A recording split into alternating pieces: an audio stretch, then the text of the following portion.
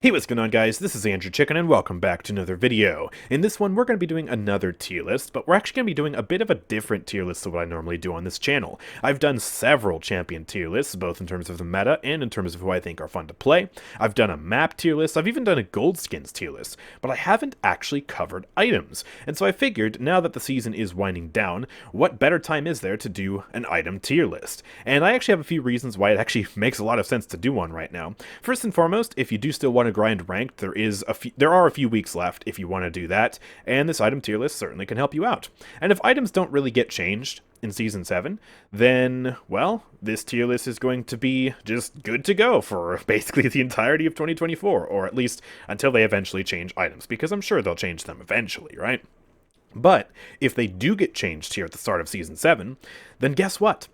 We can use this as kind of a comparison, right? We can do another tier list after Season 7 has come out and we've had some time to play with the changes, and compare how the meta shakes up, with the new item changes in Season 7 versus how the meta was at the end of Season 6 here. So this can kind of be a useful resource for that, kind of pinpointing where items are at this point in history. So should be a fun tier list, and it's a very, very straightforward tier list. We have S, A, B, C, and D tier. D tier is for the items that you basically never want to pick up. They're basically throw picks, they're a waste of credits. You never ever see anyone pick these up. C tier is for the items that are very niche. They do still have some use cases, but they're really, really just not something you ever see people picking up. Very rare that you want to use these items, but they're not totally useless. B tier is for the items that are pretty average. You pick them up sometimes, you don't pick them up other times. They're just kind of there, and they're reasonable, but they're not anything crazy. A tier is for the really good items that you end up picking a lot of the time. They're not mandatory, you don't pick them up in every match necessarily, but they are still really good items nonetheless. And then S tier is for the best items in the game. You see these in almost every single match. They're good on almost every single character. They're mandatory on a lot of characters. They're just really, really good items, the cream of the crop and the top tier of the meta. But hey, listen, before we get into this video, I do want to remind you that this list is just my opinion, okay? You can disagree with it, and that is absolutely fine. I encourage fair criticisms in the comment section down below. All I ask is that you keep it respectful down there, okay? Just an opinion list on the internet. You don't have to get mad. There are always a few people who get really, unnaturally upset when I publish a tier list. Please don't do that, okay? It's not a big deal at the end of the day. You can disagree, that's fine. I'll read your comments, I'll take them into consideration. So, yeah, just keep it respectful down there. So we have the items in alphabetical order here, and we're going to kick things off with Bulldozer, which is an item that actually got buffed not too long ago to basically scale at the same level as Wrecker, right? It now scales at 90% if you max the item out, but it is significantly cheaper than Wrecker. That being said, there's not a lot of times you actually end up picking up Bulldozer, because it affects deployables, and you usually don't really need bonus damage versus deployables most of the time. It's really only helpful when there's just an absurd amount of deployables on the team, and even then, you usually only end up picking on people who can actually, deal with the deployables quickly, so like a blaster, for example. It can still be helpful, for example, if you're up against, let's say Barrack and maybe Ying and Sati on the same team, or something crazy like that. Or if you just are getting harassed by, an Amani Dragon, or something like that. But it's very, very rare that you end up picking this item up. It can still be helpful, it's just not something you see that often, so we're going to kick things off here by putting Bulldozer in the C tier. Now you would think the C tier is for Chronos, because they start with the same letter, but you'd be dead wrong. Chronos is easily an S tier item. This item is basically mandatory on most supports. Grover, Furia, Corvus, Ying, you name it. This is amazing, and you basically buy it in every single match if you're playing a support, unless you're someone like Io. And it's also really, really good on tanks. You see a lot of tanks buy it, whether you're Torvald, or Zon, or Half-Shell Makoa, or really, basically most tank playstyles benefit from Chronos in some way, shape, or form as well. It can be really good on DPS, it can be really good on flanks. You see certain flanks like Vatu, and Maeve, and Vora, and Wormhole Eevee pick Chronos up. It's just a really good item. It's basically omnipresent across all classes, across most champions. Unless you're Koga or Sati, you probably end up picking this item up at some point. So this is an easy S tier item, and yeah, let's move on and talk about Deft Hands. Now, Deft Hands is a bit of an interesting item, because it's not a bad item. It increases your damage output throughout the match by making it so you have to reload less. And if you can reload more quickly during a duel, you're less likely to die because you can get back to shooting them faster. So yeah, it does have a lot of benefits throughout the match, as long as you're somebody who actually has to reload, you know, and you're not just playing Maeve or someone like that. But it usually comes at the opportunity cost of items that go in like A or S tier. However, it is still really good on certain builds. For example, it's good on Damage Damba, it can be good with Omen, and it can also be a nice item to just round out your build if you already have the mandatory items that you're looking for. And so it's not terrible, but it's certainly not a must-buy in most cases, and it's one of those items that you kind of just, you can pick it up if you have spare credits, or you can pick it up if you're going a certain build, or you pick it up if you're going a certain champion. It's just, it's a pretty mid-tier item, I would say, and so it's going to go into the B tier. Oh boy, next up we have Guardian. I'm not sure yet whether this will be the only item in D tier, but it is without a doubt the easiest D tier of my life. What the heck, Andrew? Why is Guardian in D tier? I buy Guardian all the time when I play Fernando and Torvald. Don't. Stop doing that, please. Guardian is trash. It gives up to 30% increased shield health to all of your shields, whether it be Torvald's Barrier, Fernando's Aegis, Makoa's Half Shell, etc. But it costs a whopping 1,800 credits to finally max the item out. And that's just ridiculous. It has basically the same price as Wrecker, right? But Wrecker is 3 times more effective. So, all an enemy has to do to counter max level Guardian is buy Wrecker 1. Wrecker 1 completely nixes Guardian 3. Guardian 3 increases the health by 30%, Wrecker increases the damage by 30%. And then any tier of Wrecker they buy above that basically makes your Guardian completely useless. It is 100% a waste of credits. Just period. It's a waste of credits. You should never buy this item. It's sad, but that's the cold, hard truth. If you're playing someone like Torvald or Fernando, the enemies are almost guaranteed to buy Wrecker against you, especially if you're playing with a second shield tank on the team. So, if they're almost guaranteed to buy Wrecker, then why would you ever waste your credits on this item? Instead, you would want to go for literally anything else. Rejuvenate if you're playing a tank, right? That'll get you more healing, that'll give you more survivability. Haven, that'll give you more survivability. Chronos, that'll give you more abilities, more survivability. Guardian is useless. It's such a waste. It's a credit sink, and you should never buy it. Just period. Straight up, don't buy it. Anyways, moving on to an item that I don't even know the last time I've played a match of Paladins and I haven't seen this item. We're going to have to go back a very long time to find that. This item is the definition of an item you see in basically every single match, because this item gives you damage reduction, and it makes every single character in the game tankier. It's just really, really, really freaking good. In every single circumstance, you can never go wrong with extra damage reduction because, well, the longer you're alive, the more stuff you can do to help your team. It's really just that straightforward. In addition, there are a lot of benefits to damage reduction that make it better than, well, Veteran, another item we'll talk about later. For starters, because it's damage reduction, it mitigates the amount of damage you take, meaning that healing becomes a little bit more effective on you, right? Because let's say I take, I don't know, 1,000 damage, right? And then Pip throws a potion at me to try and heal that 1,000 damage up. I'll basically have healed all that up with no room to spare, right? But if I have damage reduction and I mitigate that 1,000 damage down to, let's say, 800 damage, well then I've only taken 800 damage, but Pip still heals me for 1,000, so I end up getting 200 additional health healed back. That's kind of how you can think about it with damage reduction. It makes healing more effective in a way that's similar to, but not exactly the same as, Rejuvenate, right? But it also makes the enemies gain less credits from shooting you because they're doing less damage to you, and due to the nature of how it scales, its scaling being higher than Veteran, it also ends up giving you more effective hit points. And because it's not raw health, and it's instead damage reduction, it actually inoculates you from percent-based damage. It makes it less effective against you. Whereas if you were to just increase your raw health pool, then you take more damage from percent-based damage like Tyra's Fire or Sky's Poison Bolts. So this item is easily one of the best in the game, and so yeah, I'm actually probably going to move it above Chronos, because every single character in the game wants to buy this item, man. It's ridiculous.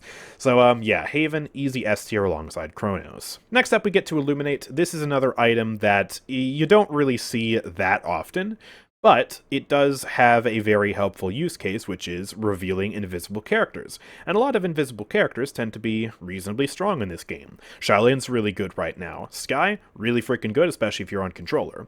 Strix, less so, but he can still be pretty good in the right hands, and Illuminate really helps you to dive him. So if you're playing a flank against Strix, Illuminate is still very helpful, right?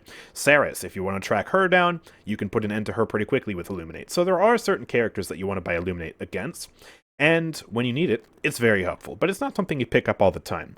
Considering how cheap it is, I'm probably going to end up putting it in the B tier just because it is a little bit more useful and prevalent than Bulldozer.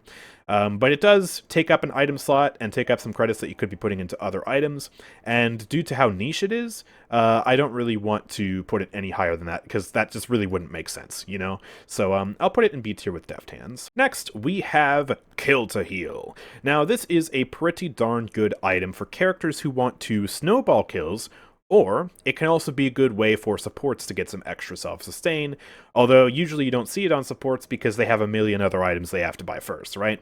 So Kill to Heal is, yeah, it's pretty nice, and it can be a really beneficial buy if you're playing someone like Eevee or Buck or anybody like that, because it can really help you stay alive and chain kill the enemy team, or stay alive and get out of a fight easier. That said, there are some champions who don't really want to buy Kill to Heal. Tanks, for example, don't usually buy Kill to Heal because it heals a relatively small portion of their health pool. 600 health is not a lot when you're dealing with a tank who has about 5,000 hit points, right? So Kill to Heal isn't as good on them, and yeah, it's kind of an okay item. It's there, it's reasonably cheap, it's reasonably effective. I think it'll go in B tier, and I think I'll put it high B tier. I'll put it above Deft Hands and Illuminate, because I feel like you do end up seeing Kill to Heal a lot more, and it works on a lot of characters pretty well. Oh boy, now we get to Life Rip. Poor Life Rip, man.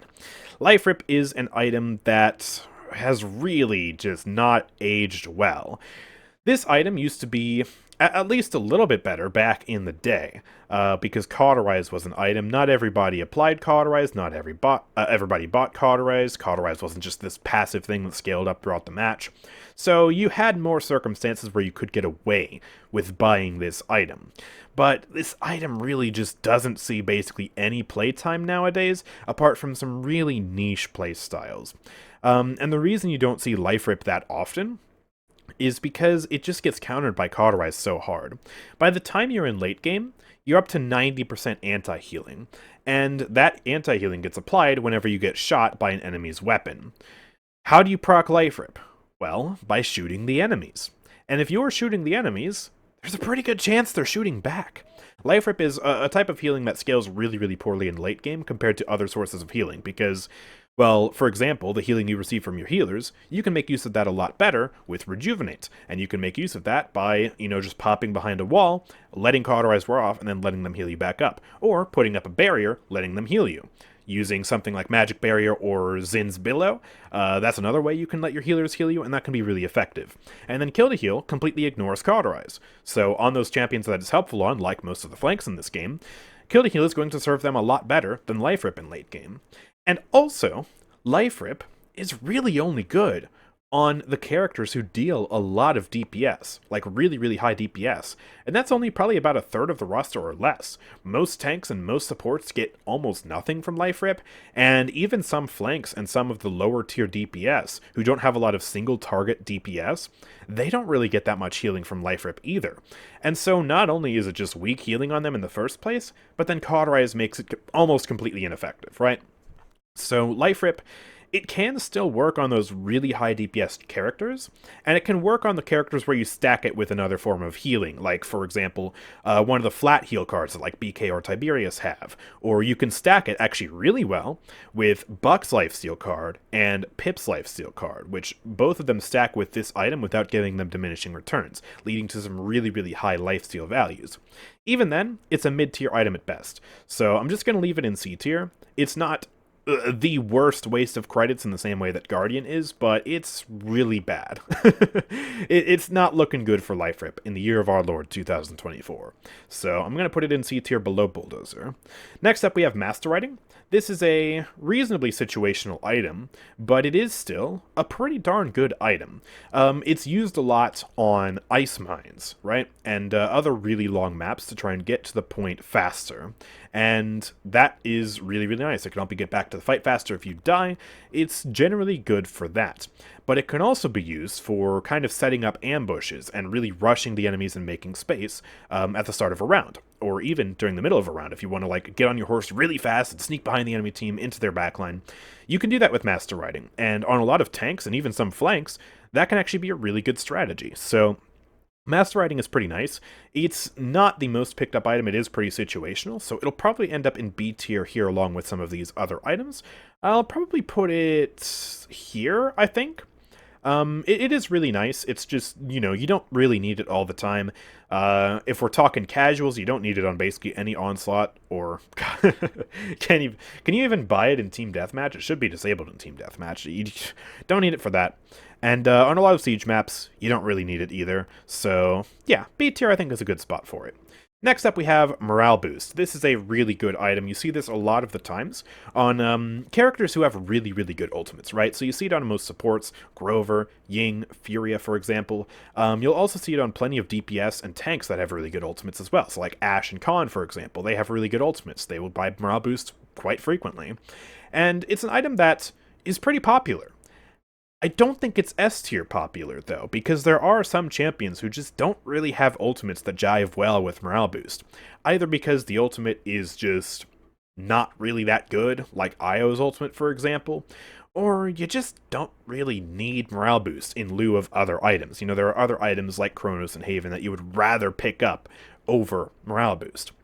So it is still a really good item, and it's going to be our first item that goes into A tier. But it's not so prevalent on the same tier as Chronos, and so, yeah, it's not going to go up to S tier. Nimble is another really good item. It helps out characters that have low mobility by allowing them to, well, move faster, which is really, really good. It can help strafing speed, making you harder to hit, and you can also stack it with other sources of movement speed to go insanely fast. And so there are a lot of good use cases for this item. It can help tanks push in and make space better. It can help DPS move around better. It's kind of a really nice all-around good item.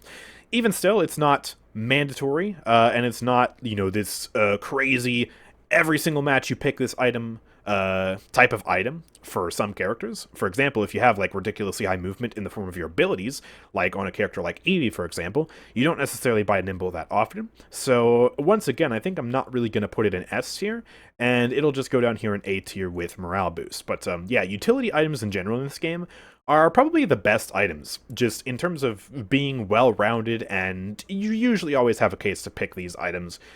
So yeah, I think they're pretty well designed. A lot of the other types of items, the categories of items, kind of end up struggling in this game. Speaking of one of those items, we have Lethality. This item is a guilty pleasure for a lot of people, I know. It's very fun to move around, get that 60% movement speed and jump height increase. Once you get a kill, oh, that's amazing. But it only procs when you get an elimination, you know, same as kill to heal, but the benefit it provides you, in comparison to kill to heal, I feel like isn't as good. It can help you reposition, but it is more expensive than kill to heal, and I feel like it doesn't help you stay alive as well as kill to heal, you know, with that extra enhanced mobility. It certainly can help you snowball, but I don't see much use for this item. I don't see it picked a lot in, you know, high elo ranked games on, you know, most characters. So I'm probably going to end up giving this a C ranking, just because it's still, it can be nice and it can be fun on some characters. It's more of one of those items that's like fun more than it is practical, I think. And so yeah, I will put it high C tier. I might, do I want to put Bulldozer buff? I don't know. I think I'll just leave it like this, honestly. I don't know. They're both pretty situational, I guess, so we'll just leave it here for now. And we'll move on to Rejuvenate, which is another fan-frickin-tastic item. Rejuvenate is an item that increases the amount of healing you receive from your healers. And if you have a powerhouse healer on your team, or if you have multiple healers on your team, this item is a must-buy if you are a tank, just straight up. Like, if you're playing any frontline, buy Rejuvenate at some point throughout the match to help your healers heal you more. You will stay alive, you will love it. It cuts against late-game Cauterize and turns 90% anti-healing into 60% anti-healing because it stacks additively against the Cauterize, right? So, yeah, at max level, this item is very, very helpful, and when you're not in Cauterize, well, you still get quite a nice benefit from it. So, regardless, this item is very nice. It still kind of struggles when you have a low output healer who doesn't really do a lot of healing. Because you would think, oh, well, I'll get Rejuvenate to help this low output healer heal more. But because it's percent based, you're getting relatively less healing from that low output healer than you would be if you bought Rejuvenate with a high output healer. So for example, if you buy Rejuvenate with Genos, and then you buy Rejuvenate with a Combat Medic Pip, you're going to get a lot more healing from that Combat Medic Pip.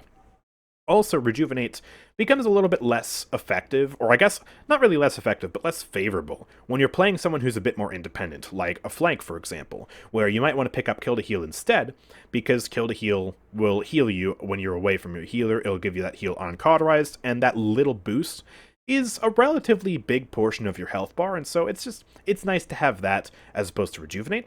However, you can still buy Rejuvenate as a flank if you're playing with someone like Corvus or, yeah, Genos on your team. So there are still reasons why you would want to pick this, even if you're playing a flank or a DPS. The only time you don't really want to pick Rejuvenate is if you're playing a support, because, duh, you don't get increased healing from yourself. So, yeah, this item is really good. Because of some of those situations where you don't want to pick this item as much, like when you're playing a support, I'm not going to put it in S tier, but I am going to put it right the way at the top of A tier, because with how strong supports are in terms of their healing output here at the end of Season 6, Rejuvenate is just so powerful. And especially when you scale this with, Haven or Chronos for more barriers or, these other really good items, it creates a situation where you are very, very tough to kill. And so yeah, it is really nice. You should be buying Rejuvenate if you aren't already, if you're playing a tank, right? It is so good. Next, we have Resilience. Another really top-tier item. There is just so much crowd control in Paladins Champions of the Realm, and so Resilience is an item that honestly feels like you buy it in most matches. Because, yeah, so many characters just have these little crowd control effects, but when you have 5 characters on a team that has crowd control, right, it really adds up. So, yeah, Resilience is one of those items that you will want to buy a lot. And if you're playing someone who doesn't have barriers to block crowd control effects, it's even more prevalent, right? Or prevalent. Prevalent? What the heck am I saying? It's even more relevant. There you go. Gotcha. So, I will put this item... do I want to put it low S or high A? The reason I'm debating not putting it in S is because there are some matches where you just don't have crowd control. And so, Resilience is just, yeah, it's it's not necessary in those matches. So yeah, I think I will put it in A tier, because these two items up here, these are truly omnipresent. You can buy these in any circumstance, and you will get benefit out of them, and it'll be very, very nice. Nimble's kind of the same way, but a little bit less so. Resilience, yeah, major, major, major benefit. You buy it most of the time, but not all of the time. It's really good, though. Don't get it twisted. Don't underestimate it. Resilience is incredible. All right, we've only got 2 items left. We've got Veteran as our second to last item. And this item is vastly inferior to Haven. Because I mentioned many of the reasons why when we were actually talking about Haven. Veteran increases your max HP, which is nice, but it does make you more vulnerable to percent-based damage like Sky's Poison, Tyra's Fire, and it doesn't have those same benefits that damage reduction has, meaning, it doesn't make healing more effective on you, it doesn't reduce the amount of credits the enemies get for shooting you. It's generally just not as effective, and it doesn't scale as high as Haven either. The only benefit to Veteran is that it's cheaper. And you can buy Veteran with Haven and just be doubly effective, right? So you can be really, really beefy if you buy both of these items together. And so it's not altogether useless, but it is a lot worse than Haven. The question is whether I want to put it in low A or right up here in high B. I might just put it in high B just to make the tier list look a bit more even. I don't know. I mean, I feel like there's not much of a reason to buy this item as a standalone item if you're not buying it with Haven, or if you don't have some niche circumstance for needing to buy a veteran, like being short on credits. So I think I will just end up putting this in B tier, because it seems like a nice spot to put it, honestly. And then finally, we get to Wrecker. Now, Wrecker is Bulldozer's more popular and more effective cousin. Wrecker increases damage done to shields by 90%. It is more expensive than Bulldozer, however shields are a lot bigger of a threat in Paladins Champions of the Realm than most deployables are. You know, if you have 2 shield tanks on the enemy team, that's a lot of extra health you have to chew through, and so Wrecker really cuts down on that time to kill those shields. And that makes it really, really good. And it makes it even better when you're trying to counter someone like Torvald, who, if left unchecked, will absolutely roll your team due to all the protections he's providing and all of the just sheer raw health and sustain that he has with that beefed up shield. So Wrecker certainly goes higher than Bulldozer on this tier list, but again the question is, does it justify an A rating? The thing about damage bonuses, such as Wrecker, is they scale based on the damage that your weapon deals. And just like Life Rip, that means Wrecker is kind of bad on some of the lower output champions in this game. For example, Fernando. Not a good Wrecker. Not at all. Ashe. Not a good Wrecker. It can still be somewhat beneficial when you're playing against someone like Torvald with that personal bubble, but it's still just a little bit rough, you know? And also, some characters, very niche characters, don't apply Wrecker how you would normally expect them to, right? Case in point, Moji. Against Torvald, yeah, Wrecker works just fine. But against Fernando, well, you can't build magic marks against Fernando's shield, so Wrecker is completely useless. Same with Kasumi. It doesn't scale properly with Kasumi either, I don't think. Kasumi's got like a whole buggy mess around how she treats like shields and deployables right now, so I guess it's probably not fair to consider her when we're talking about the Wrecker ranking. But I guess that is one kind of last note that could affect the placement of this item. So I think I might... Ooh, do I want to put it in high B? I think because it's so popular and necessary. Basically, most damage champions want to buy this if they're against shield tanks. I think I'll give it a low A ranking. Plus, again, I think it makes the tier list look nicer, so I think I will put it up here. But anyways, that's going to do it for today's video. Let me know, of course, what you think in the comment section down below. Please try and keep things respectful. Again, I know every time I post a tier list, people get very angry in the comment section down below, at least a few of them. Just keep in mind, it's an opinion tier list. You can disagree, that's absolutely fine. Let's try and keep it cool, try and keep it calm, alright? You can respectfully disagree. Leave your criticisms, leave your valid points in the comment section down below, but don't be a jerk about it, right? That's all I ask. But yeah, comment down below, like this video if you like the tier list, smash that dislike button if you disagree. And yeah, if you want to check out the description, there are a bunch of links there. You can follow me over on Twitch, you can follow my Discord, or join my Discord rather, and if you want to support this channel and buy some stuff in the process that you're probably already going to buy, right? Crystals, DLC, mount bundles, stuff like that for Paladins, then go do it over at my Nexus, which is linked in the description. If you head on over to nexus.gg/AndrewChicken, you can buy all of this wonderful stuff, and, well, you can support me in the process. I get a portion of the proceeds from these purchases. It's officially affiliated with Evil Mojo. Yeah, that's right. This is a real high-res collaboration with Nexus. And, yeah, it's not some shady website. I know there are shady websites out there. This is not one of them. This is perfectly legit. So, yeah, please consider checking it out if you want to buy crystals. You're probably going to do it anyways, and you might as well cut your boy in on a little bit of the money, right? Because, well, it'd be nice, you know? It's no extra cost to you, right? So that'd be pretty nice. But yeah, with all that being said, thank you guys very much for watching. I will see you all next time. Peace out.